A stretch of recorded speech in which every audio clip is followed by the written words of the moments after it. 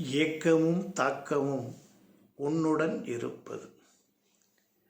ஏங்கியது கிடைத்துவிட்டால் உன் அகமது மகிழ்வது. இவை இரண்டும் எப்படி நமக்கு நிலையாக இருக்கும்? ஏக்கம் அளவோடு இருந்தால் மகிழ்ச்சியை தரும் நிகழ்வாக மாறும். ஏக்கம் அளவுக்கு மிஞ்சி போயிருந்தால் அவஸ்தையை தரும் புயலாக மாறும். ஆகவே நமக்கு ஏக்கமும் அதை சார்ந்த விஷயங்களும் எப்படி இருக்க வேண்டும் என்பது மற்றவரை தீர்மானிக்க விடக்கூடாது. நாம் தான் தீர்மானிக்க வேண்டும்.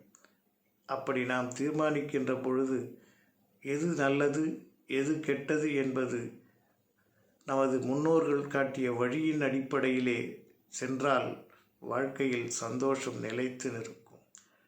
அதற்கு காரணம் பக்தி. அதற்கு காரணம் நம்முடைய பெரும்பான்மையான ஈடுபாடு. இவையெல்லாம் ஒரு நிலையில் இருந்தால் நமது ஏக்கம் வெற்றி பெறும், தாக்கம் மாறிவிடும். சிந்திப்போமா? எல்லாம் இன்பமயம், எப்பொழுதும் இன்பமயம்.